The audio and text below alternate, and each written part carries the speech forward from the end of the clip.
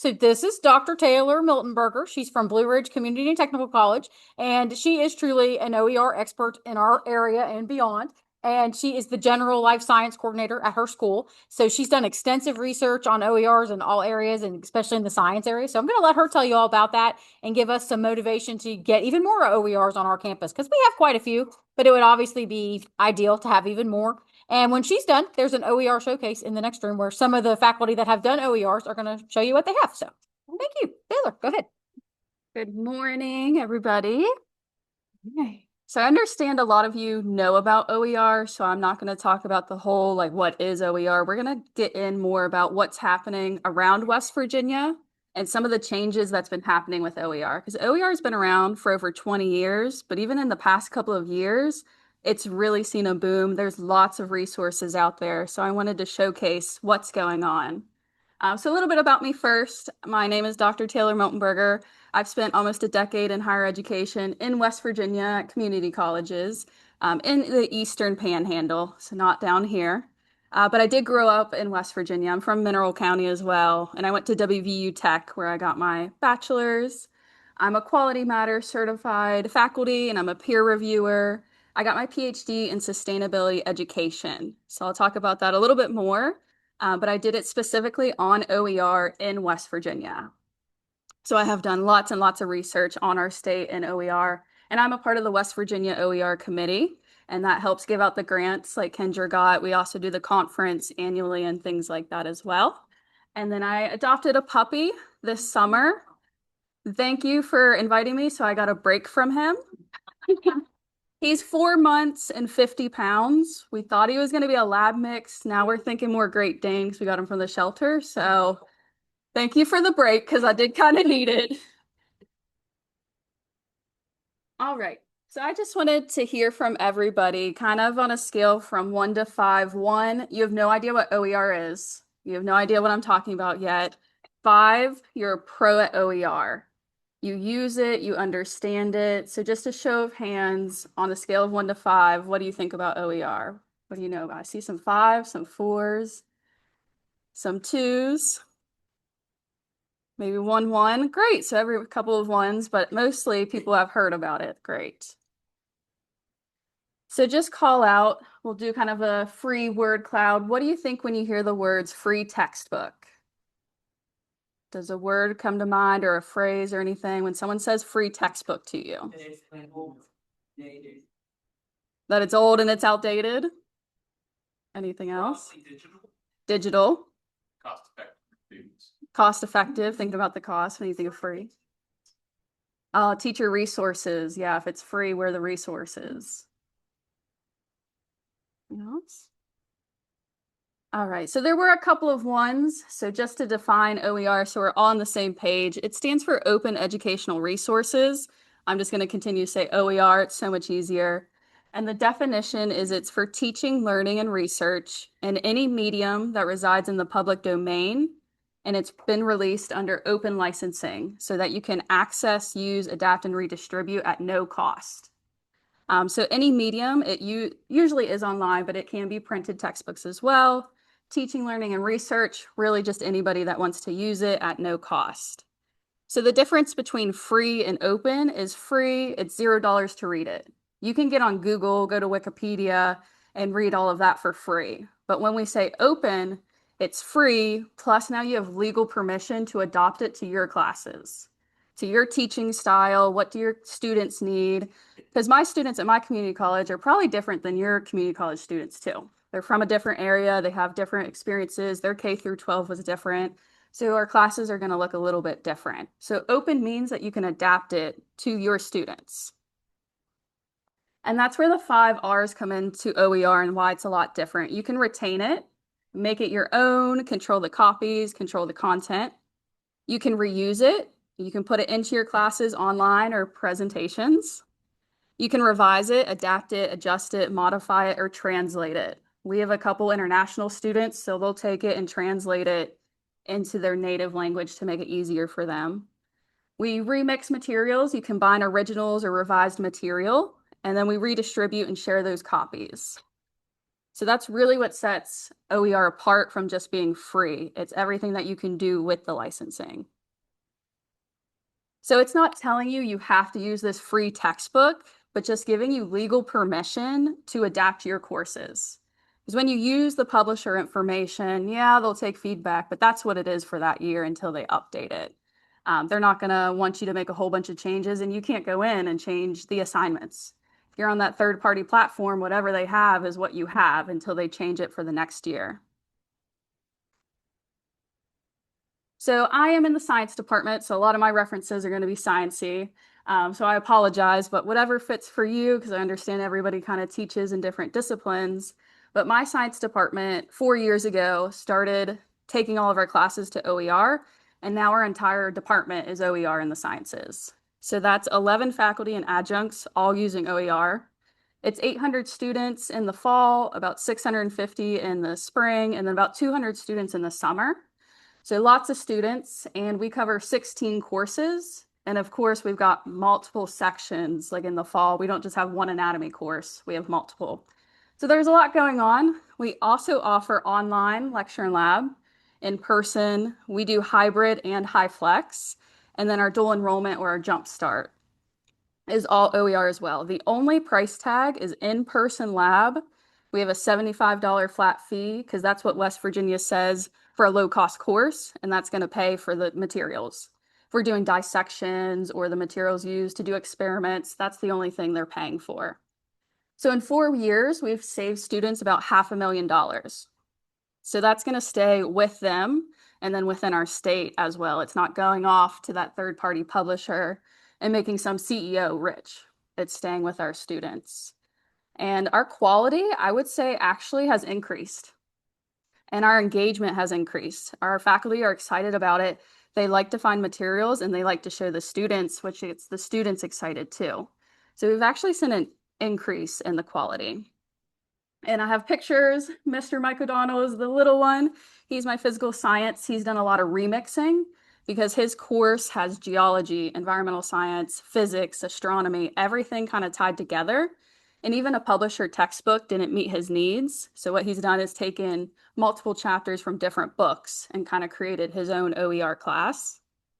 Dr. Bruce Kwadik's in the middle. He does our chemistry. The issue we were having is with LMS systems, it's hard to put like chemical equations in there. So we found OER platforms that allow you to do the chemical equations and the 3D models and stuff like that so students can do the assignments and it look nice and pretty. And then Jonathan Boring on the end, he does a lot of our anatomy and physiology, and he does a lot to get them engaged. If you're teaching anatomy, it's usually pre-nursing students, so it's a pretty high stake class, memorizing hundreds of bones, hundreds of muscles, so that takes a lot. So he's working with the OER there to help them study and get ready for nursing. And then I have completed my dissertation on OER in West Virginia. So I focus completely on our state. And that is the QR code if you want to read a 250-page dissertation on it.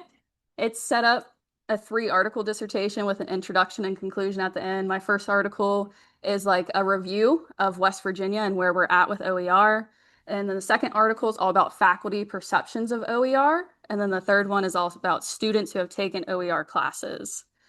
But the number one thing was cost. Most faculty say they switch to OER because they know it's going to save students money. What was interesting with the students, though, is they didn't care what the cost was. They wanted $0. So it didn't matter if it was a $100 textbook or a $10 textbook. They wanted the $0 one, which I thought was pretty interesting because $10 doesn't seem like a lot, but to them, they really want the cheapest. And I also asked if $10, say, was in like color, but the 0 one was in black and white, would it matter? They said, I'd still take the black and white one. I want the $0 one. So the cost really matters for them as well. And then faculty really liked the autonomy because they could tailor their classes. We weren't teaching about the ecosystem in Yellowstone where the students, it's kind of interesting, but they know they're never going to be in Yellowstone. We could talk about West Virginia and what's going on here or the East Coast. So they really enjoyed that and finding their own assignments. The readiness was great for both students and faculty because they can access it anytime, anywhere. Students like that they didn't have to lug a book around. and they knew that they didn't have to save anything. They could click a link or download a PDF if we knew a storm was coming. Download the PDF so you have the materials at home. You don't have to rely on the internet. That was super great, and it really helped getting them in on the first day, not coordinating with the bookstore and an access code. And then if something goes wrong, well, now we got to contact the publisher because I can't really help you. So it really helped with that readiness from day one. And our academic persistence, especially with our females. They said they'd be more likely to take classes that had OER. So this could help with retention of our female students, but in general, they all appreciated the cheaper price and the accessibility. And more about West Virginia in general, what's going on around the state. So there is a big push for OER in the state, and it started in 2019 with a House bill that was passed about OER, saying that we need to get more involved with OER. I think now there's a big push for dual enrollment OER, but this isn't really new. It's been going on, and that's where the grants have come from and different things like that. So actually, 100% of all our colleges and universities have OER. Not every single class, not every single faculty, but it is represented everywhere. So about 670 courses and 500 faculty are using OER in the state. And since 2021, we've been doing the grants and everything. We've saved students about $10 million in the state. So 5 years, about $10 million. For every dollar we've invested in these grants, the students are saving between $15 to $18. So there's a huge return on investment. 91% of the students who have taken these OER classes say that having that low or no cost textbook is critical to their academic success. So we know that price is a huge factor. It's just becoming more and more as the gas prices go up and different things like that. Prices are just going to be more and more of a barrier.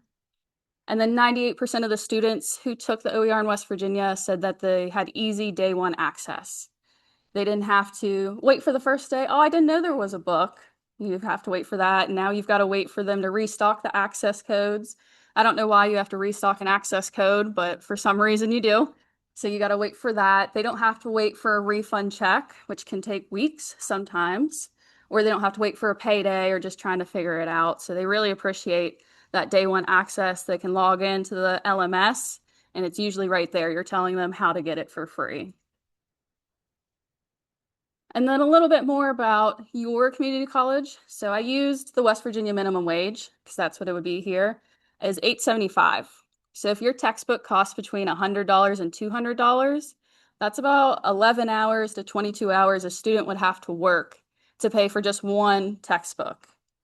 So if they're taking 4 classes and each one is $100, it's $400. They're probably working more than a week because that's not counting taking out taxes and things like that.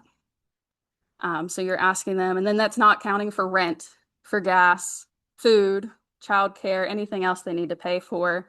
So when you start thinking about how many hours does it take to pay for this textbook, that's really kind of eye-opening as well. And I say textbook, but it's also that homework site or lab manual or whatever it is that you're using. And then your Jumpstart enrollment. Say you've got 250 to 300 students and they're paying $100 for their textbooks. Each county does it different, but I think here the college is accepting that cost and covering it. So that's about $25,000 to $30,000 annually. So if you could think right now, if you had that budget to spend, I'm sure you could think of some things to spend that. And it'd be nice to have that budget kind of somewhere else. So it's awesome that you're covering the cost and the student doesn't have to pay for it, but it is coming from somewhere. And at my county, the students have to pay for it themselves. And a lot of times it is the student because our dual enrollment, they all have jobs, they all have cars. So it's not mom and dad paying for it anymore. And they're probably not working 22 hours a week. So that's more weeks that they have to take to pay for it. And then with your transfer students, if you have a lot of students that come like we do, and then they transfer to WVU or Marshall or wherever they're going, they lose access to these course materials when they transfer if it's not OER. So if they come here for a year or two, they're setting that baseline, English 101, English 102, and then transferring. Now they're in a school with 100 other students in one class. It's very overwhelming, and they don't have that material to refer back to. But with OER, they could. They could always have that textbook to refer back to it. So a little bit more about student impacts. So usually by week 3, if they don't have the materials, they're waiting on that refund check, they've really fallen quite far behind. The first week, you do kind of take it slow. You go over the syllabus. First chapter is usually a little bit easier. Second week, you're really starting to get into the material. Week 3, we're kind of prepping for test 1 already. If it's not that week, it's the next week. And if they still don't have the material to submit homework or the textbook to study, they're going to try and cram it all in once they do get access. And when you cram, you're not learning anything either. So now you're at test 1, probably aren't doing fantastic, and it's really hard to dig yourself out of that hole. Sure, with teaching, once you start to see those zeros go in, it's hard to dig back out of that hole. And OER offers that instant access though. They don't have to wait. Now you don't have an excuse. Oh, I couldn't do the assignment because I don't have money for the book. Well, everybody can have it. Here's your resources. So removing those barriers. Also with connectivity, if they can download it as a PDF, a lot of that have the options. They can take it home if internet's not really stable at home or they don't have internet at home. And OER is just forever. So like if they take Bio 101 in our fall, they don't have to repurchase everything to take Bio 102 in the spring. They have it now. If they want to take a year off, something happens, they come back, they don't have to repurchase the materials. So that's a big thing as well. And students who take OER college courses are more likely to continue taking college courses, so they're more likely to graduate. Because once they have that money, they can spend it somewhere else, whether it's tuition or taking more classes, they're going to continue. So a couple of myths, and we kind of said some of these when we were talking about what do you think about when you hear free textbook. The first one is OER is low quality or unvetted.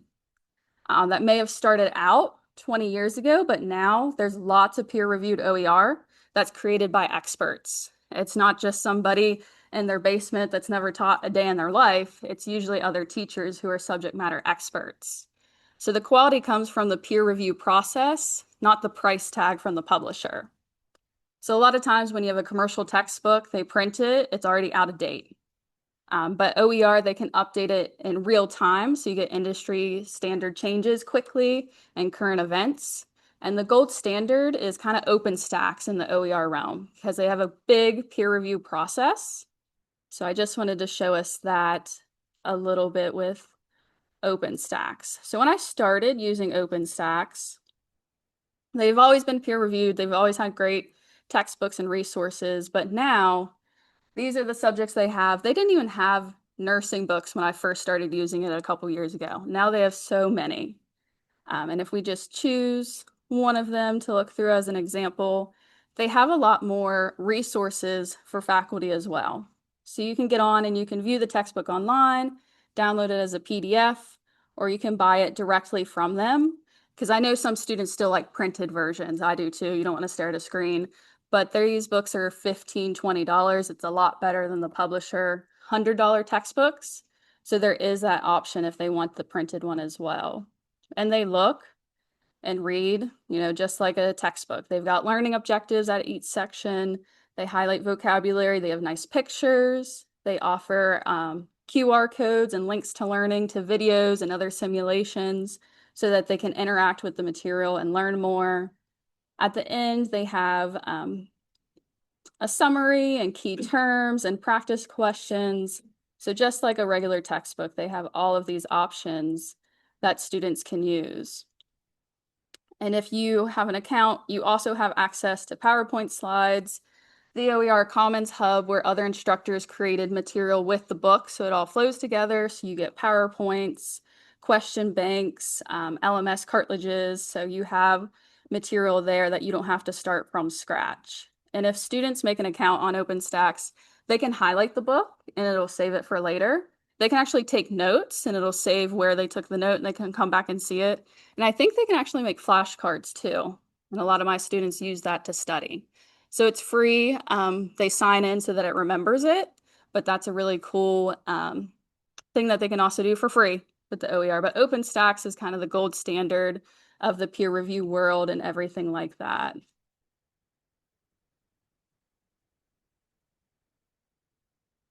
So another myth is OER doesn't have specialized technical or workforce courses.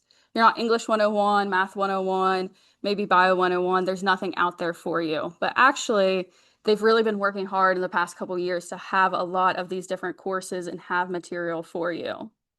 So again, I just wanted to show you a couple really quickly. So LibreText, their workforce section, really cool. They have construction, information technology, food science, HVAC, real estate, manufacturing. And if you click on it, they usually have multiple books. So basic HVAC, simulation labs, and they're working on putting more and more all the time. And then Open Oregon also has lots of different subjects. So they have architecture, anatomy, climate change, criminal justice, dentistry, earth science, economics, education, English, family and health, gender studies, histology, hydraulics, language learning, lesson plans, architecture, media studies, micro, it keeps going, physics, poetry, psychology, social media, teacher training, teaching skills, writing utensils. So long, long list of subjects, and you can mix and match because OER lets you remix whatever you need. You can get books, PowerPoints, test banks, different things like that. So Open Oregon is working hard too to have a broad selection of subjects. And then our OER Commons, they also have a career and technical education section. And then again, you can find assignments, simulations, your textbooks. They have aviation, technology. So you can type in the name of your course, see what pops up. You could type in a chapter. You could just type in a concept, like this is what I want them to learn, and see what's out there.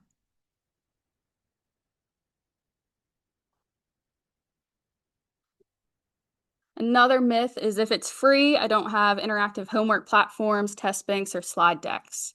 And a couple years ago, I would say it was really only the textbook, but now you're getting a lot of those auto-graded question test banks. You're getting these platform integrations where you can take it, put it into your LMS, and then remix it how you want, and open educational tools. So our human body, a lot of our medical assisting students are in that class. And I found an OER platform that they go in like they would at the doctor's office and take notes. And they can see the notes that the doctor would say, their notes. So they start to do that medical coding as well. And it's for free. Instead of paying the publisher to do this simulation, we found it for free where they can start practicing before they get into the doctor's office. So they have lots of cool materials out there. The other one is adopting OER takes hundreds of hours of redesign time. It does take some time because the publisher wants to make it easy for you because they want to make money. So they want you to pick their textbook. So they'll give you PowerPoints, they'll give you test banks, they'll give you assignments because they want your students to pay for the book. And OER is working on that, like we just saw with some of the resources, but there's a lot out there. You don't have to write your own textbook. If you want to, go ahead, but I don't like to write. So I'm going to use a textbook that's out there. It's peer reviewed. Somebody else wrote it for me. It's really good. Other assignments. If you want to create them yourself, you definitely can. It's just going to take longer, but there is a lot out there and you can do it incrementally. You don't have to do everything by next week. I think you start classes on Monday. So we're not saying by Monday, you need a whole new textbook and you need to redo everything, but you could just start to look. Maybe swap out one unit or just look at one open textbook. What we did is we started chapter 1 and did a chapter at a time. And what was done by the time classes started, that's what we used. And whatever else, we left it till the next time we had more time to do it. So it's not an all or nothing either. But it does take some time, but it doesn't have to be completely you on your own remaking all this material. So I wanted to explore some of these materials. So I know I have a lot up there, but I have OpenStax like we looked at, the LibreText, so you can look at some of the workforce stuff, the OER Commons, Open Oregon, so that we can start exploring and seeing what's out there, especially those in your technical fields. That's not my field, I'm in sciences, so I'm really interested to see what you could find. So let's take a couple minutes. I'll walk around if you need some help navigating, and if you find something cool, please share it. Because I was playing with them last night too in my hotel room. So I like to see the cool simulations and everything they have. So if you have your phone, I mean, you can scan the QR code, or if you just want to type in like Pressbooks, it'll pop up, Merlot, BC Open. You can do that as well on your laptop and just start playing and see what's out there. Okay, so we're finding lots of different resources. We found ASL resources. That's super great to hear. So just a couple minutes left in there we go.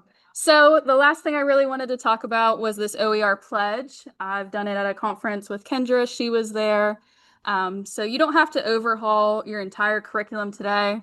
Classes start Monday. We're not saying you've got to change your textbook now and everything, but you can start small. Just start evaluating one chapter at a time, one assignment, replace one paid reading if you're doing literature, use one OER reading, pilot an open lab, something small, or just get out there and look at the resources. And then you find stuff for open education that now you can maybe use for next time. So if you scan the QR code, it's going to take you to a Google form. It's going to ask for your name so that we can send you a certificate for being an OER advocate. And then if you provide your email, so I can send you the certificate, we'll also send you a toolkit, and it'll have resources, how to get started, and things to help you switch to OER, and then how you're going to be an advocate. So you can kind of pick if you're going to look at more resources, talk to more people about it, because that's really the thing too. Is someone asked me how I got started, and it was just someone randomly mentioned OER to me, and I jumped on it because why not? It's a free textbook. I reviewed the textbook. It looked like good quality. So I just didn't know how it wasn't widespread. I think just more people need to know about it and all the cool resources, just a couple minutes and you can find stuff as well. So while we're filling that out, the only other things is if there's any questions. Comments, did anybody find anything really cool they want to share? Yeah, go ahead.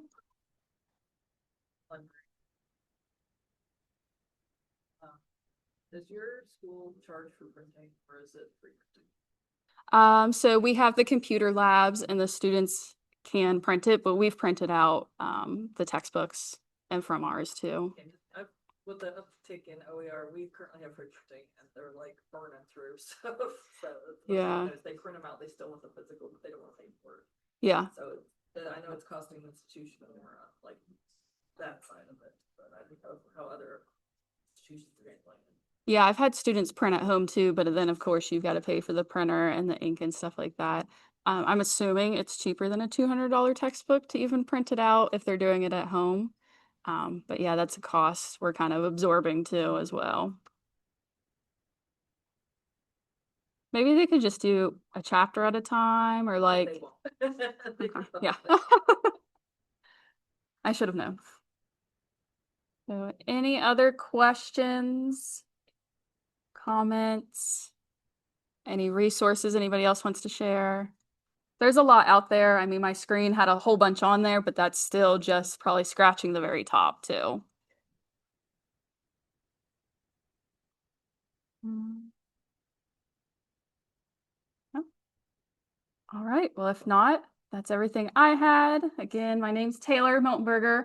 If you want my contact information or any of my faculties too that have been helping it as well, they'll love to talk your ear off about it as well.